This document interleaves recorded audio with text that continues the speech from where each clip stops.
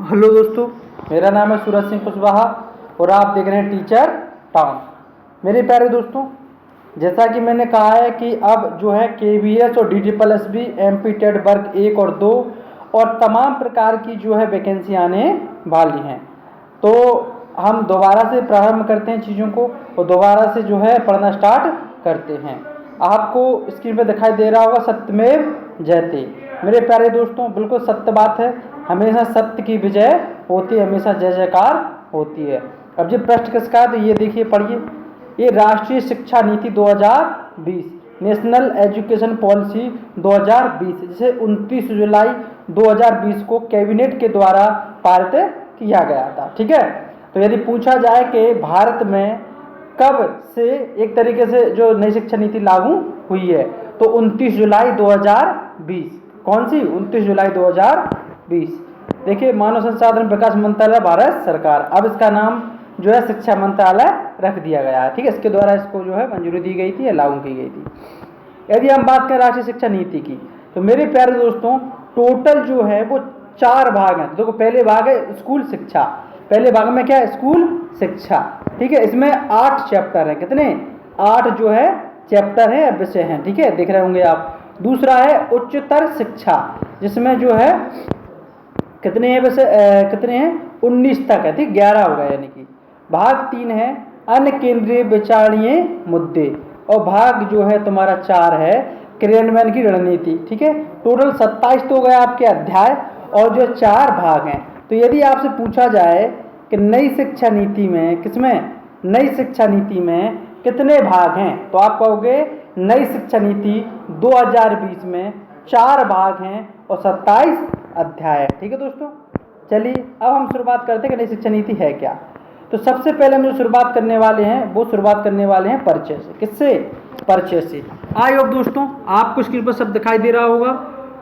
तो यदि हम परिचय की बात करेंगे तो शिक्षा पूर्ण मानव क्षमता को प्राप्त करने का एक न्याय संगत और न्यायपूर्ण समाज के विकास और राष्ट्रीय विकास को बढ़ावा देने के लिए मूलभूत आवश्यकता है। बिल्कुल सही है दोस्तों। यदि किसी भी व्यक्ति के अंदर आपको उसका सर्वोत्तम विकास करना, सर्वोत्तम मानवीय क्षमताओं का विकास करना है तो शिक्षा जरूरत होती है। इसके साथ साथ एक न्याय संगत और न्यायपूर्ण समाज का विकास हो और राष्ट्रीय विकास को बढ़ावा मिले, इसके लिए हमें जो है बहुत ही जरूरी है कि हम किसी देश में बहुत अच्छी शिक्षा व्यवस्था हो। गुणवत्तापूर्ण शिक्षा तथा सार्वभौमिक पहुंच।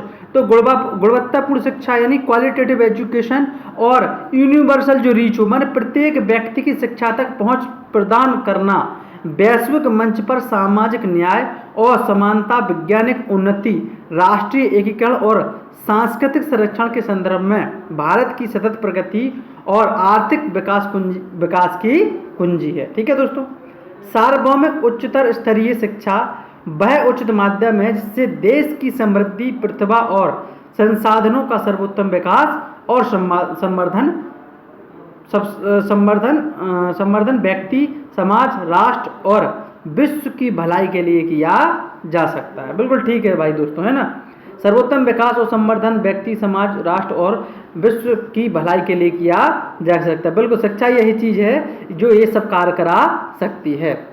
अगले दशक में भारत दुनिया का सबसे युवा जनसंख्या वाला देश होगा और इन युवाओं को उच्चतर गुणवत्तापूर्ण शैक्षिक अवसर उपलब्ध कराने पर ही भारत का भविष्य निर्भर होगा। बिल्कुल ठीक है।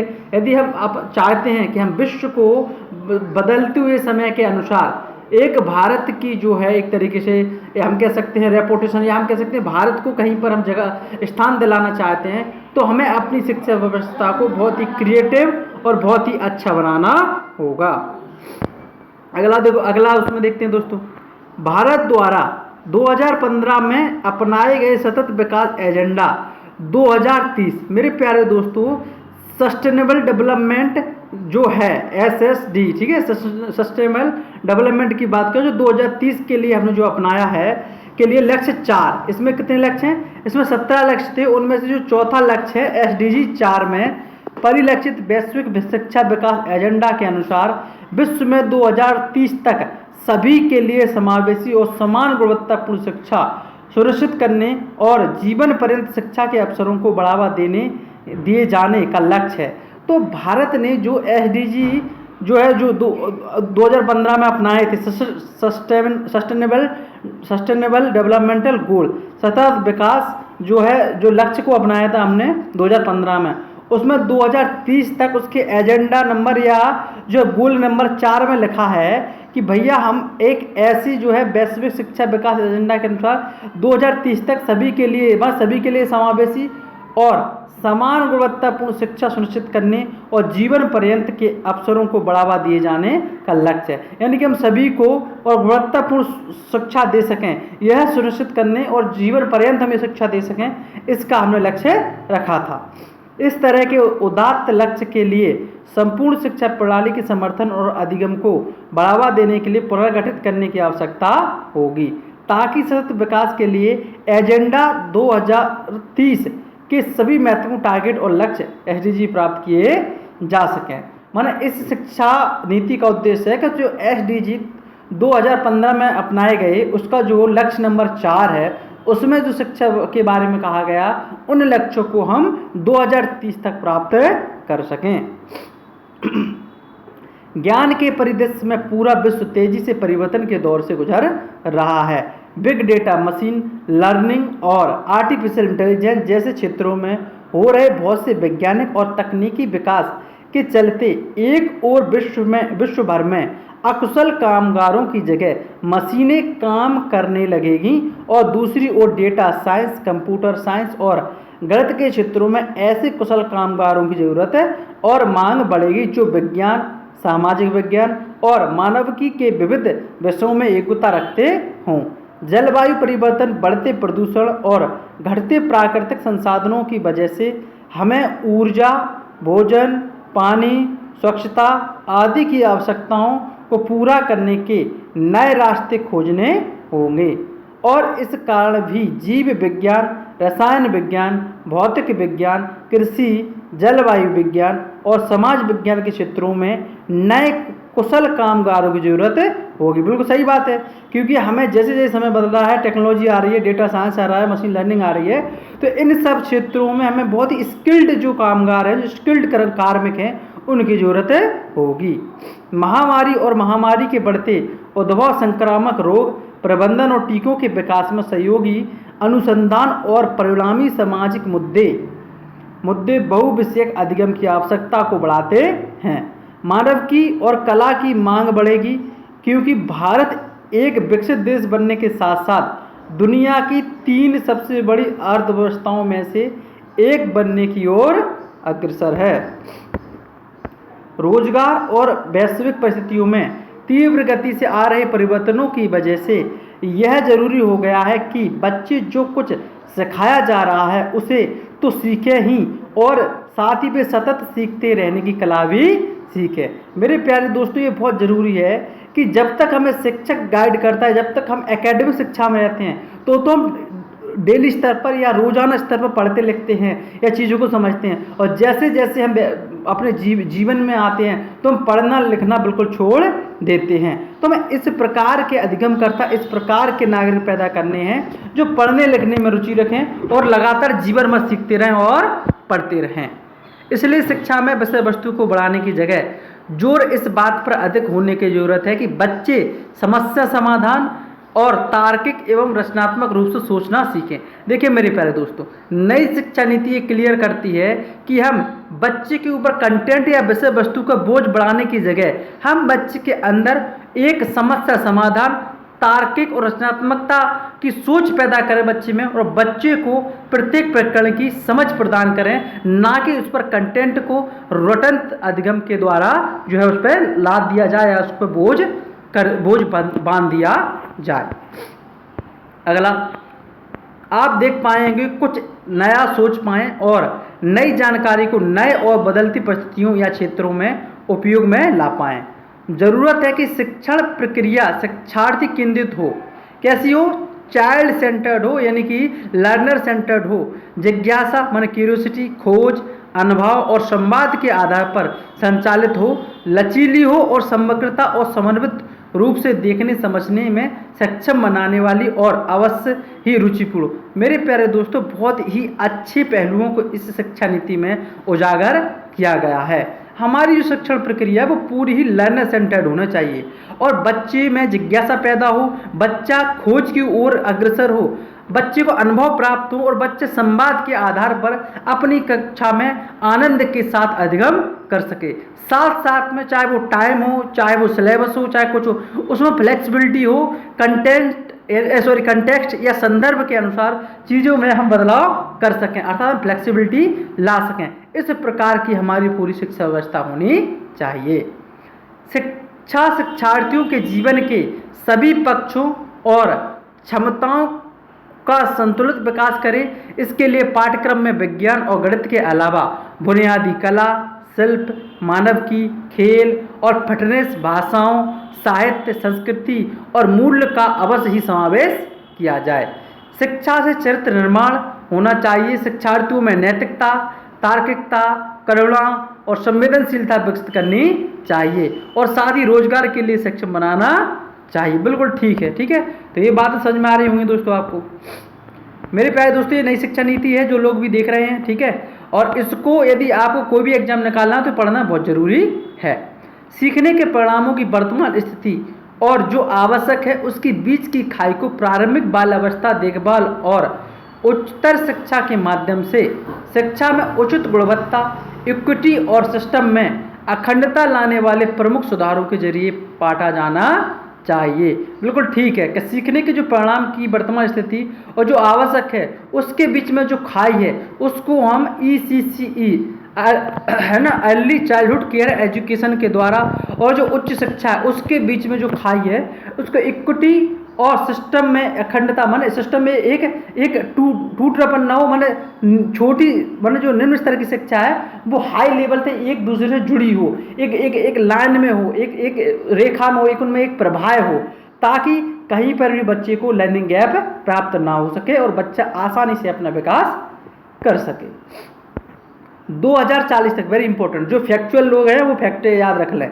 2040 तक भारत के लिए एक ऐसी शिक्षा प्रणाली का लक्ष्य होना चाहिए जो किसी से पीछे नहीं है। एक ऐसी शिक्षा व्यवस्था जहां किसी भी सामाजिक और आर्थिक पृष्ठभूमि के संबंध रखने वाले शिक्षार्थियों को समान रूप से सर्वोच्च गुणवत्ता की शिक्षा उपलब्ध हो। यह राष्ट्रीय शिक्षा नीति 2020 21वीं शताब्दी की पहली शिक्षा नीति है। बिल्कुल ठीक है, क्योंकि 21वीं शताब्दी की ये जो है पहली शिक्षा नीति है जिसका लक्ष्य, क्योंकि इसके पहले कब आई थी 1986 में और 1992 में उसमें संशोधन हुआ था। तो अभी तक हमारी मुख्य रूप से अगर देखा जाए तो कितनी शिक्षा नीति है, तो जो है तीसरी शिक्षा नीति है। अगर हम बात करें तो जो पहली शिक्षा नीति आई थी वो कब आई थी, तो वो आई थी 1968 में, दूसरी आई थी 1986 में, 1986 की सुधरी थी 1992 में और फिर आई है 2020 में। ठीक है दोस्तों, तो यह राष्ट्रीय शिक्षा नीति 2020 21वीं शताब्दी की पहली शिक्षा नीति है जिसका लक्ष्य हमारे देश के विकास के लिए अनिवार्य आवश्यकताओं को पूरा करना है। यह नीति भारत की परंपरा और सांस्कृतिक मूल्यों के आधार को बरकरार रखते हुए 21वीं सदी की शिक्षा के लिए आकांक्षात्मक लक्ष्यों, जिनमें SDG 4 शामिल हैं, के संयोजन में शिक्षा व्यवस्था, उसके नियमन और गवर्नेंस सहित सभी पक्षों के सुधार और पुनर्गठन का प्रस्ताव रखती है। ठीक है, क्या प्रस्ताव रखती है, और ये पुनर्गठन का जो है एक तरीके से प्रस्ताव रखती है। ठीक है दोस्तों, तो आपको ये चीज़ समझ में आ रही होगी। ठीक है, यह नीति क्या कहेंगे इसमें,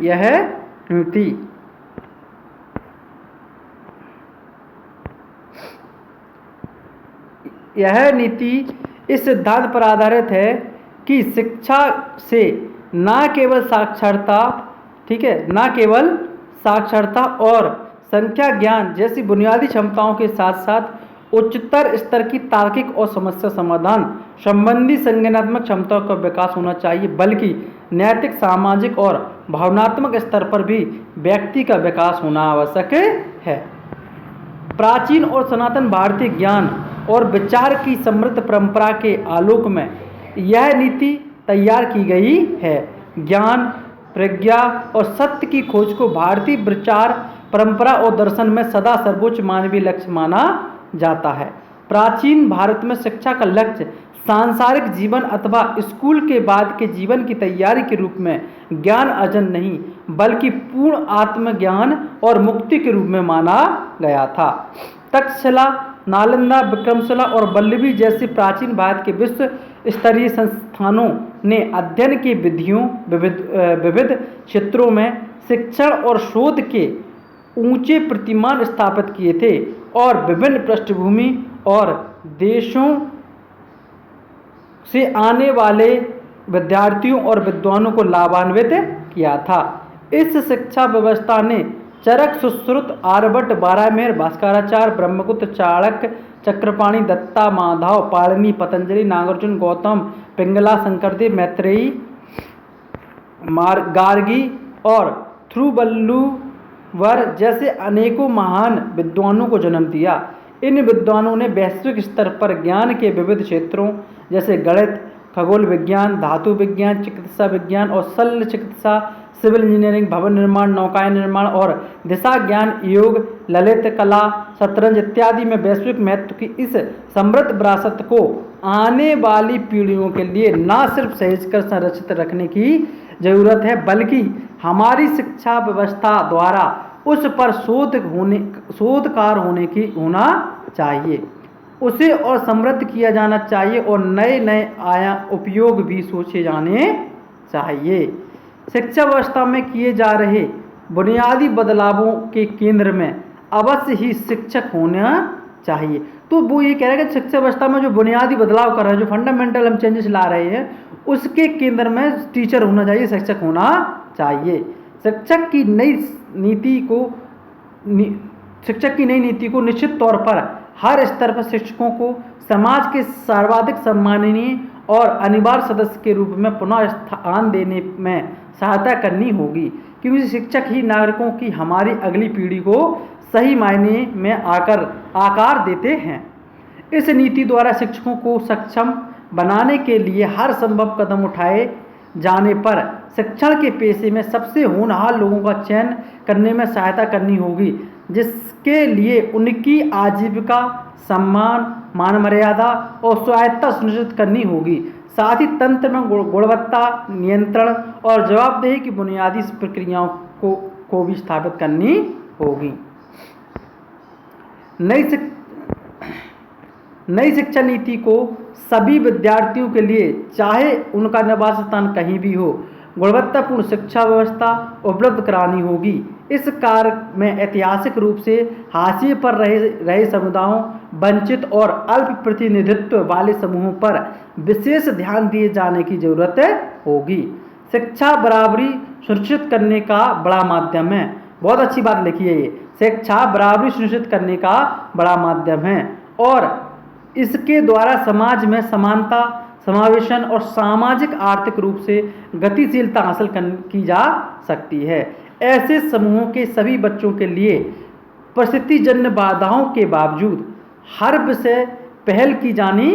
संभव पहल की जानी चाहिए, जिससे वे शिक्षा व्यवस्था में प्रवेश भी पा सकें और उत्कृष्ट प्रदर्शन कर सकें। तो बहुत अच्छी बात की गई यहाँ पर कि हम सामाजिक समरसता कैसे लाएं, सामाजिक समानता कैसे लाएं, हम आर्थिक समानता कैसे लाएं और किस प्रकार से जो शोषित वंचित हैं उन लोगों को जो है समाज की मुख्य धारा में लाकर उन्हें जो है गौरवान्वित या उनको जो है एक नागरिक के तौर पर अच्छा फील कराया जाए। इन सभी बातों का नीति में समावेशन भारत की समृद्ध विविधता और संस्कृति के प्रति सम्मान रखते हुए और साथ ही देश की स्थानीय और वैश्विक संदर्भ में आवश्यकताओं का ध्यान रखते हुए होना चाहिए।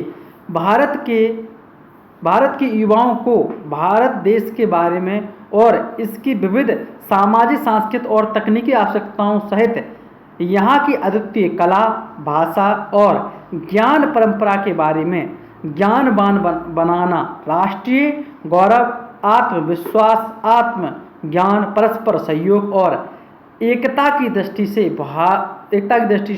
और भारत के सतत ऊंचाइयों की ओर बढ़ने की दृष्टि से अति आवश्यक है। ठीक है दोस्तों, अब आगे चलते हैं। पिछली नीतियाँ, बहुत इंपॉर्टेंट बात देखिए, पिछली नीतियाँ कब कब आई और उसमें क्या फॉल्ट है, ये बहुत अच्छी बात सब बताई गई है इसमें। ठीक है, देखिए पिछली नीतियाँ, शिक्षा की पिछली नीतियों का जोर मुख्य रूप से शिक्षा तक पहुँच, यानी कि प्रत्येक जो है नागरिक की या प्रत्येक बच्चे की शिक्षा तक पहुँच हो, इस पर रहा है। 1986 की राष्ट्रीय शिक्षा नीति, जिसे 1992 एनईपी 1986-92 में संशोधित किया गया था कि अधूरे काम को इस नीति के द्वारा पूरा करने का भरपूर प्रयास किया गया है। 1986-1992 की पिछली नीति के बाद से एक बड़ा कदम निःशुल्क और अनिवार्य शिक्षा अधिनियम 2009 रहा है, जिसने सार्वभौमिक प्रारंभिक शिक्षा सुलभ कराने हेतु कानूनी आधार उपलब्ध कराया है। मतलब आरटी एक्ट 2009 की बात कर रही है ये शिक्षा नीति। इस नीति के आधार सिद्धांत ये बहुत ही इंपॉर्टेंट है, क्वेश्चन यहीं से बनते हैं। जो भी कंपटीशन के लिए पढ़ रहे हैं वो ध्यान रखना है, टीचर के लिए वो यहाँ क्वेश्चन आने की संभावनाएं ज़्यादा है। ठीक है, तो इस नीति के आधार सिद्धांत क्या हैं, इसके जो है मूलभूत सिद्धांत क्या है, इसके जो है बेसिक प्रिंसिपल क्या हैं। शैक्षिक प्रणाली का उद्देश्य अच्छे इंसानों का विकास करना है, जो तर्कसंगत विचार और कार्य करने में सक्षम हों, जिसमें करुणा और सहानुभूति, साहस और लचीलापन, वैज्ञानिक चिंतन और रचनात्मक कल्पना शक्ति, नैतिक मूल्य और आधार हों। इसका उद्देश्य ऐसे उत्पादक लोगों को तैयार करना है जो अपने संविधान द्वारा परिकल्पित समावेशी और बहुलतावादी समाज के निर्माण में बेहतर तरीके से योगदान कर सकें या करें। एक अच्छी शैक्षणिक संस्था वह है जिसमें प्रत्येक छात्र का स्वागत किया जाता है और उसकी देखभाल की जाती है, जहां एक सुरक्षित और पीड़ादायक शिक्षण वातावरण मौजूद रहता है, जहां सभी छात्रों को सीखने के लिए विविध प्रकार के अनुभव उपलब्ध कराए जाते हैं और जहां सीखने के लिए अच्छे बुनियादी ढांचे और उपयुक्त संसाधन उपलब्ध हैं। ये सब हासिल करना प्रत्येक शिक्षा संस्थान का लक्ष्य होना चाहिए। तथापि साथ ही विभिन्न संस्थाओं के बीच और शिक्षा के हर स्तर पर परस्पर सहज जुड़ाव और समन्वय आवश्यक है। बिल्कुल सही है, हमें इस प्रकार का जो है वातावरण अपने स्कूल में देना चाहिए ताकि बच्चा अपने आप को सुरक्षित और पीड़ादायक महसूस कर सके और एक वह स्वच्छंद वातावरण में अपने अधिगम का अनुवीक्षण कर सके और अधिगम को आगे ले जा सके। साथ साथ में जो बिल्कुल निम्न स्तर की शिक्षा से लेकर, यानी कि जो प्रारंभिक शिक्षा से लेकर जो उच्च स्तर की शिक्षा है, उसमें एक प्रभावी फ्लुएंसी होनी चाहिए। उनमें सेगमेंटेशन या विखंडन नहीं होना चाहिए कि 1 से लेकर 8 की शिक्षा अलग, 8 से 12 की अलग और 12 से लेकर जो उच्च स्नातक और स्नातकोत्तर की शिक्षा अलग। नहीं, बिल्कुल आंगनवाड़ी स्तर से लेकर बच्चा की जब जो स्नातकोत्तर की जो शिक्षा है वहाँ तक एक फ्लुएंसी होना चाहिए, एक जो है जुड़ाव होना चाहिए ताकि बच्चा एक फ्लो में और एक कंसेप्चुअल अंडरस्टैंडिंग करते हुए पढ़ता चला जाए। ठीक है, मूलभूत सिद्धांत जो बड़े स्तर पर शिक्षा प्रणाली और साथ ही व्यक्तिगत संस्थानों दोनों का मार्गदर्शन करेंगे। मेरे प्यारे दोस्तों, इसमें कुछ मूलभूत मार्गदर्शक सिद्धांत हैं, उनकी संख्या 21 है। कितनी है? 21। तो पहला पढ़ रहा हूँ, जहाँ पर भी जो स्टार सा बना हुआ है ना, देखो आपको दिख रहा होगा, ये एक ऐसी मैंने अपना वो बनाते चले जाएंगे। तो नंबर 1 पॉइंट ये होगा। ठीक है, अपना अगर देखा जाए तो जो है अपना नंबर 1 जो है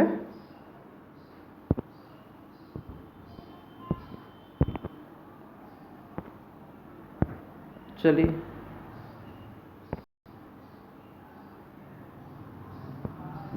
ठीक है, तो नंबर 1 पॉइंट ये रहा अपना।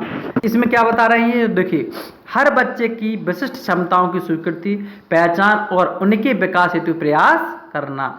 शिक्षकों और अभिभावकों को इन क्षमताओं के प्रति संवेदनशील बनाना, जिससे वे बच्चे की अकादमिक और अन्य क्षमताओं में उसके सर्वांगीण विकास पर पूरा ध्यान दे सकें। बिल्कुल ठीक है। सबसे पहले हमें अपने बच्चे की, देखो दोस्तों, ये शिक्षकों के लिए बहुत जरूरी है कि वो बच्चे के अंदर जो विशिष्ट क्षमताएं हैं उनको समझें, उनको पहचानें और उनका विकास करने का अधिकतम प्रयास करें और सर्वांगीण विकास करें, होलिस्टिक डेवलपमेंट करें, ना कि उनको ये करें कि बच्चे को रुचि किसी और में है और आपके कहीं और की ओर ले जाने का प्रयास कर रहे हैं।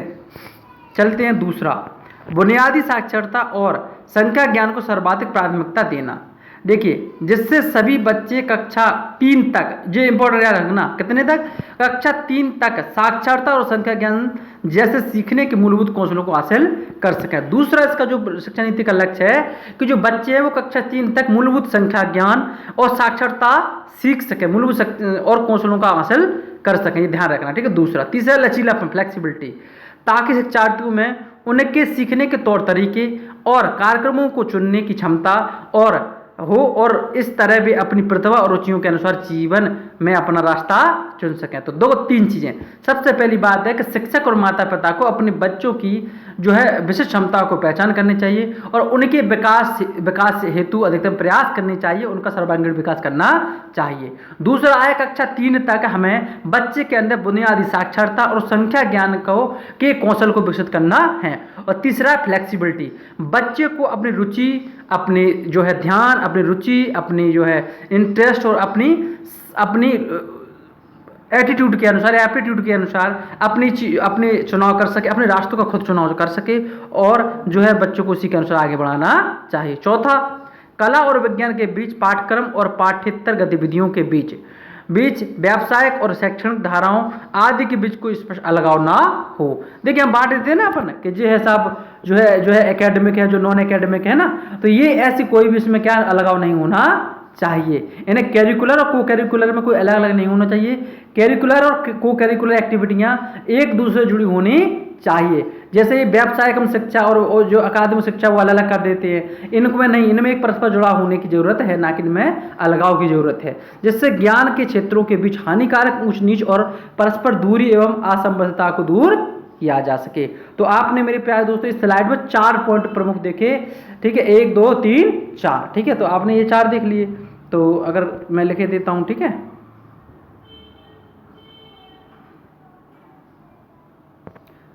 रुकिए, देखो, तो ये है 1 2 3 और 4, ठीक है। तो ये 4 पॉइंट हुए अपने।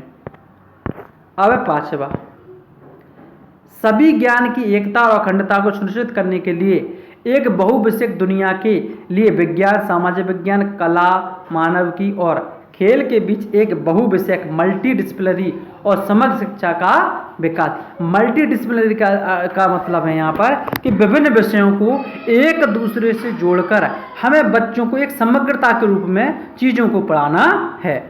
अवधारणात्मक समझ पर जोर हमें रटाना नहीं है, बच्चों को कंसेप्चुअल अंडरस्टैंडिंग पर जोर देना है, ना कि जो रोटेट सिस्टम है यानी जो पैरोड रीडिंग है या पैरोड स्टडी है उस पद्धति पर जोर नहीं देना, ठीक है। 7वां है रचनात्मक और तार्किक सोच, तार्किक निर्णय लेने और नवाचार को प्रोत्साहित करना। 8वां है नैतिकता, मानवीय और संवैधानिक मूल्य जैसे सहानुभूति, दूसरों के लिए सम्मान, स्वच्छता, शिष्टाचार, लोकतांत्रिक भावना, सेवा की भावना, सार्वजनिक संपत्ति के लिए सम्मान, वैज्ञानिक चिंतन, स्वतंत्रता, जिम्मेदारी, बहुलतावाद, समानता और न्याय। तो ये हो गया आपने कैसे 8वां। 9वां है बहुभाषिकता, मल्टीलिंगुअलिज्म और अध्ययन अध्यापन के कार्य में भाषा की शक्ति को प्रोत्साहन करना, ठीक है। तो हमें मल्टीलिंगुअलिज्म को बढ़ावा देना है, देश में अधिक से अधिक भाषाएं प्रोत्साहित हों, बलवित हों और अधिक से अधिक जो है भाषाएं जो है विकसित हों। जीवन कौशल जैसे आपसी संवाद, सहयोग, सामूहिक कार्य और लचीलापन, इन सब का विकास भी होना चाहिए। 11वां है सीखने के लिए सतत मूल्यांकन पर जोर, इसके बजाय कि साल के अंत में होने वाली परीक्षा को केंद्र में रखकर शिक्षण हो, जिससे कि आज की कोचिंग संस्कृति को ही बढ़ावा मिलता है। 12वां है तकनीकी के यथासंभव उपयोग पर जोर, अध्ययन अध्यापन कार्य में भाषा संबंधी बाधाओं को दूर करने में, दिव्यांग बच्चों के लिए शिक्षा को सुलभ बनाने में और शैक्षणिक नियोजन और प्रबंधन में। 13वां है सभी पाठ्यक्रम शिक्षण शास्त्र और नीति में स्थानीय संदर्भ की विविधता और स्थानीय परिवेश के लिए एक सम्मान, हमेशा ध्यान में रखते हुए कि शिक्षा एक समवर्ती विषय है, यानी कॉन्करेंट सब्जेक्ट है, ठीक है कि नहीं, यानी कि राज्य सूची और केंद्र सूची, यानी जो केंद्र सूची और राज्य सूची दोनों का विषय है, ठीक है कि नहीं, यानी कि इसमें राज्य और केंद्र दोनों ही दखल दे सकते हैं। तो हमें इस बात का ध्यान रखना कि हमें कैरिकुलम में जो स्थानीय चीज़ें हैं उनको भी महत्व दिया जाए। सभी शैक्षिक निर्णय की आधारशिला के रूप में पूर्ण क्षमता और समावेशन, साथ ही शिक्षा को लोगों की पहुंच और सामर्थ्य के दायरे में रखना, यह सुनिश्चित करने के लिए कि सभी छात्र शिक्षा प्रणाली में सफलता हासिल कर सकें। स्कूल शिक्षा से उच्चतर शिक्षा तक सभी स्तरों के शिक्षा पाठ्यक्रम में तालमेल, प्रारंभिक बाल्यावस्था देखभाल तथा शिक्षा से। तो ECC से लेकर जो उच्चतर शिक्षा है वहाँ तक एक तालमेल होना चाहिए।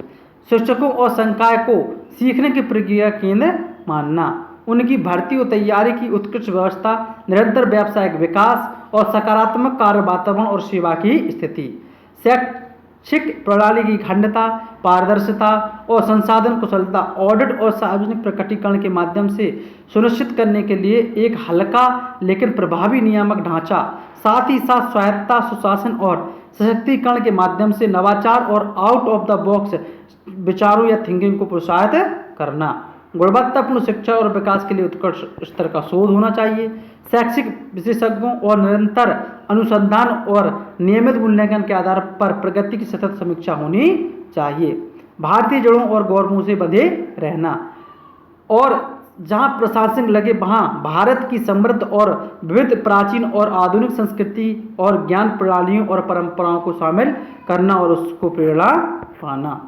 शिक्षा एक सार्वजनिक सेवा है। Education is a public service. गुणवत्तापूर्ण शिक्षा तक पहुंच को प्रत्येक बच्चे का मौलिक अधिकार मानना चाहिए। बिल्कुल ठीक है।